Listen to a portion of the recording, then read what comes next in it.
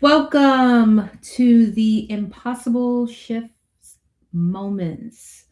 In this episode, we're going to be talking about the choice. That's chapter 3 of the book, The Impossible Shift from Mean Girl to Meaningful Life.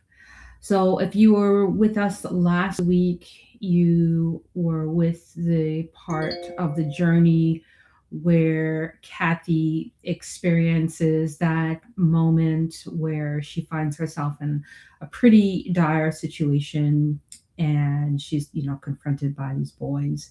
And now she is faced with a choice. And so she has to kind of decide what she's going to do. So, here we start out with pull up my notes. The playground, it echoes, and, she's thinking this has got to be a dream, right? Can't be real. This can't really be happening.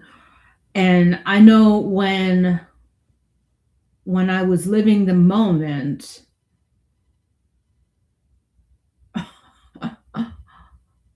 I had a lot of thoughts going through my mind, and definitely that surreal, this can't be happening was definitely one of them. And but once I realized it wasn't a dream, and I'm holding him so tightly that this single tug is going to undo everything. You know, him, me, both of us. You know, there's this moment when you've got someone in this position, and you know what that means, but there's so much there's so many emotions running through you at the same time simultaneously that the logical part of your mind just kind of like shuts down a little bit, and it's harder to hear that voice gets a little quieter, but you can still hear it, right? It's still there. And those who choose to like do those bad things and stuff, they're the ones that ultimately end up ignoring those that quiet voice in your head that's like, don't do this, man, don't do this, bro, don't, just just don't. But at the time anyway, so my character Cathy is like, don't cry, don't be weak, he deserves this, right? This is what's going on. Told myself over and over and over and over and over, he deserves this. So even like terror, fury, like I said, all these emotions, boom, boom, boom, boom, boom, boom, boom, boom, everything just kind of boom at the same time, just rushing through. And then here comes this, big guy, the big brother, coming to the rescue, barreling toward us.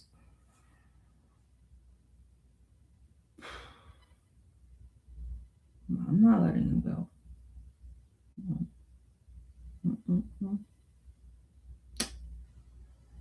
So my so-called friends at the time, just stood there, and the weight at that moment of the choice like really pressed down, and it was heavy because there was seemingly no door out at that moment. All right, if I pressed on, finished the job, then what? If I released and let go, then what?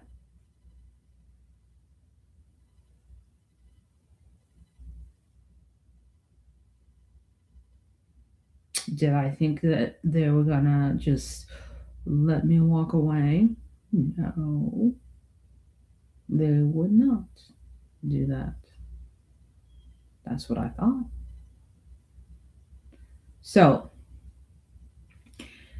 face to face with these decisions, if I let him go, nothing would change. He would just keep doing what he was doing. And then that meant I would keep being a victim. And that was something that I could not allow. So, what were my choices? I held on tighter. So, at this point, Jimmy is crying visibly because I was hurting him. Now, my intent had not been to hurt him. That had not been what I had set out to do. It was the result of my actions that had caused him the pain. But intentions and results are not necessarily in harmony all the time, are they? So he roars, let him go. And, his voice booms through the air. And this sound just like rattles inside of me. And I tell you what, that young man, or I guess at the time, older kid, was very intimidating. He had a very intimidating presence. I will admit that. I imagine he probably still does have a very intimidating presence. I probably would not want to do that again. But anyway, I forced myself to stay steady and I threatened to harm his brother because I had his brother basically like a hostage, right? I'm just there, I am, not letting him go because he had been doing things to me and I wasn't going to allow myself to be his victim anymore. And I saw no other solution. Now, it's one of those things where you have to factor in age into this equation. I was 10 years old. Um, so I used the logic of a 10-year-old child. I don't condone the use of violence. Now, I do understand that there are circumstances where one must do what one must do to survive situations that may be life or death. So I'm not casting any stones. That's not what this is about.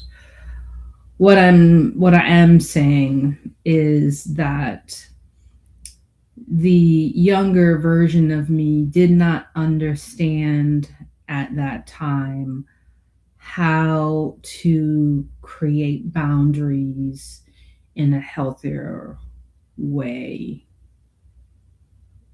And that is understandable given the age and the upbringing and those other various factors. One of the things that we can learn from the material is that you can learn those things. You can learn how to create those kinds of boundaries so that you do not find yourself in a situation where you're backed into a corner the way that Cathy was, the way that I was in this particular chapter. So at that point, my voice shook when I said it, and I prayed that he didn't hear the voice shaking because I needed him to believe every word I was saying, even though I didn't believe it myself. But I needed him to believe it. But I didn't believe it. But I needed him to believe it. And his expression shifted. So he believed it. And then when his expression shifted, I saw desperation. And I knew that with that desperation, there were possibilities, both good and bad. I didn't know which yet, but I knew there were possibilities. And then he said, if you do that, I'll have no choice but to kill you too. Is that what you want?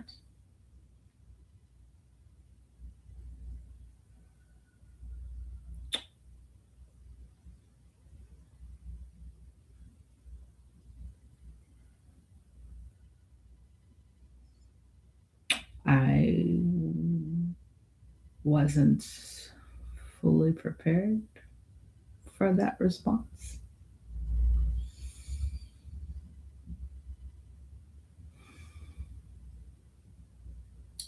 But we were in a tango at that point, I suppose.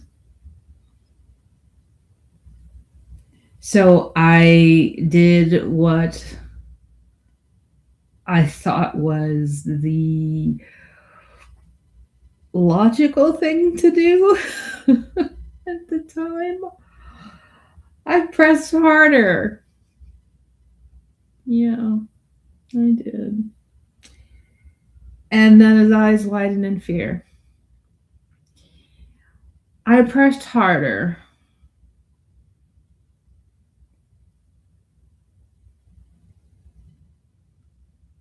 And to this day, I wondered, like, why didn't I just relent at that moment?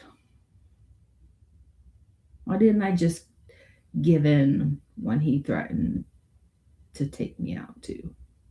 Why didn't I?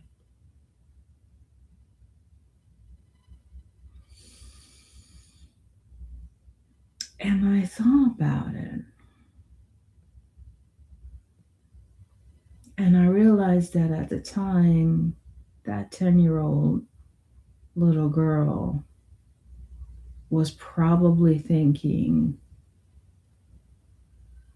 that if she let go, she would not only be the victim of the one who started things, she would also be the victim of the bigger brother, too.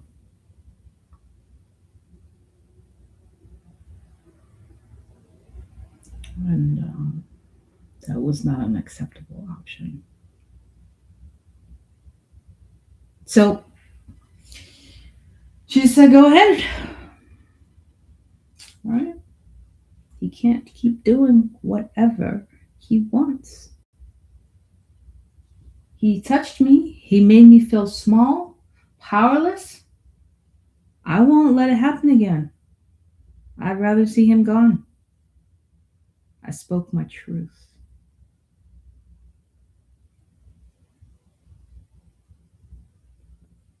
Because if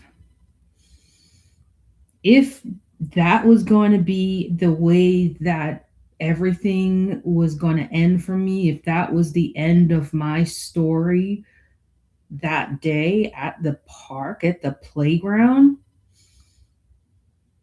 then it was going to end on my terms with my truth.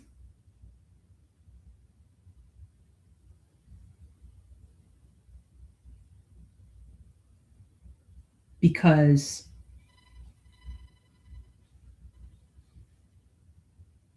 nobody has a right to take your truth from you.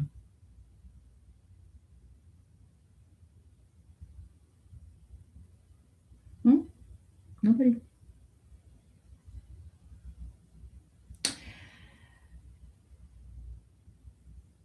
So my friends started speaking up, right? And they're like, stop, sorry, we didn't help.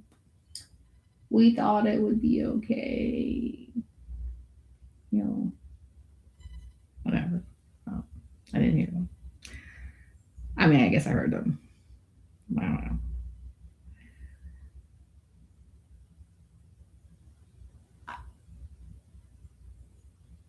I acknowledge them for saying something. I acknowledge that they were children also. I acknowledge that the situation itself was impossible. I try to imagine what that situation would have looked like if we were here in this year. You know, would they have pulled out their phones and just recorded the situation? Maybe.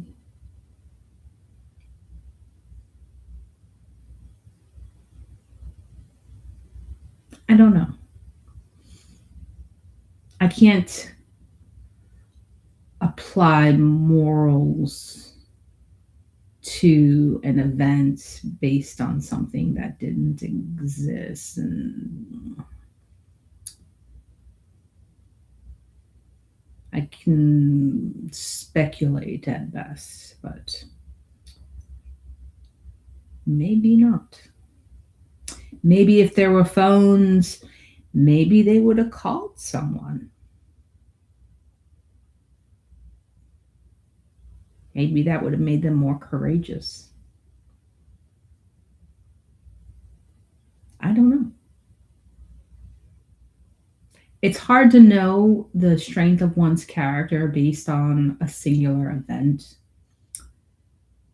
So I do feel a little saddened by the fact that I chose to harbor ill will for so long for something that I don't know if I would have chosen to handle differently. I had never been placed in that situation.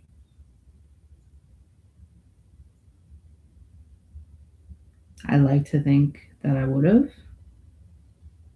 And maybe that is why I can stand on my high chair and look down and be like, I would have done better than you did. But we don't know, do we? Anyway, Mike's face darkened. He turned to his brother and he said, Jim, look at me. So Jim's eyes flickered towards him as though the rest of his body still belonged to Mike. You will never lay a finger on her again. Do you understand me? Yes, Jimmy sobbed. His words choked with fear. I stared at Mike. How do I know you won't attack me the second I let you go? See, what I was doing there was I was ensuring my dual survival. See, I had already evaluated that I had two threats. Threat number one was in my arms. Threat number two was hovering over me. Threat number one was getting neutralized by threat number two as I watched and witnessed. But that did not mean threat number two was neutralized. I had no guarantees. What was I going to do? He hesitated, then spoke slowly. I don't want to hurt you. My brother was wrong. You were defending yourself. Just let him go. His gaze drifted as though seeing something far away before snapping back to me. Please. It was the please. I don't know why it was the please, but it was the please. Because I had a feeling that someone like him didn't have to use that word very often.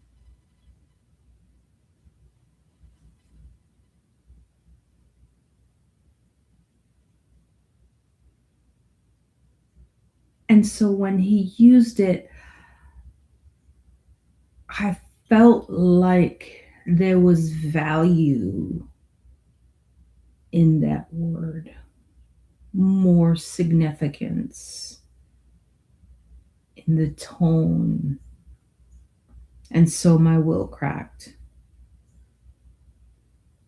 My hands loosened. And before I could change my mind, Jimmy slipped free.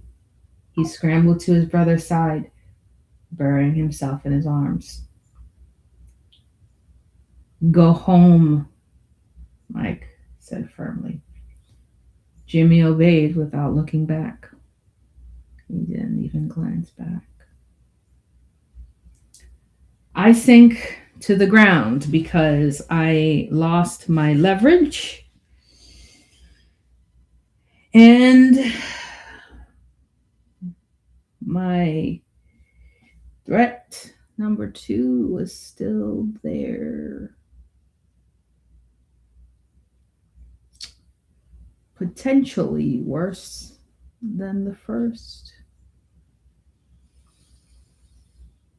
If him and his friends decided to teach me a lesson, I was going to be in for a very bad day.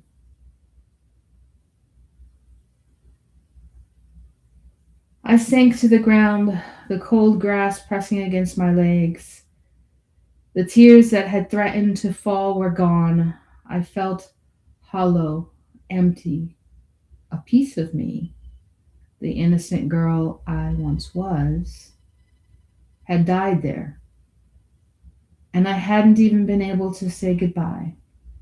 Mike turned, ready to leave. One of his friends asked if he was going to show me what happened to people who crossed them. Mike looked from them to me.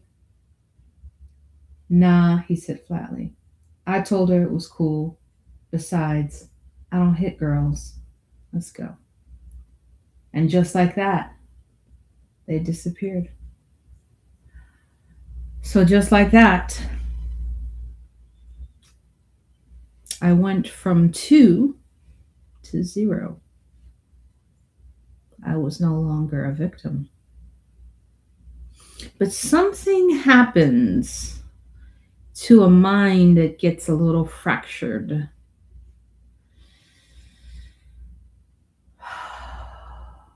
It looks for somewhere to place all of that energy,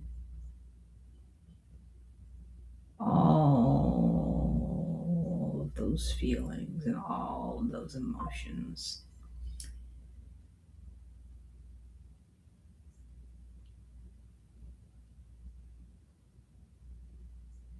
I think you all know where I put my energy.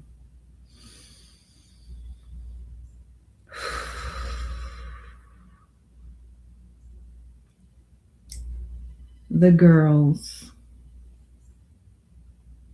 no longer my friends, stood silently on the edge of the playground. They didn't move towards me, didn't speak. I never felt more alone. They would learn soon enough. Traitors aren't rewarded. Traitors are punished. Now, some of you may not particularly care for how that played out, and I understand. And I hate that I have to give it to you piecemeal like this. If you do choose to read the book in advance, then you might appreciate these a little bit better when we do our sessions, because it won't be like waiting for the next chapter. It would be exploring the next chapter with me. So you can absolutely do that, and that might be a better way to go about doing it. I would probably recommend doing that. That way you already know what's going to happen, and we can explore it together with commentary and thoughts about different ideas on how the different logic on why things happened or unfolded the way they did, or, stuff like that. But with that being said, it has been a pleasure, and I will see you again next Saturday at some unspecified time. I will probably send out an invite like I did this time next time. Take care.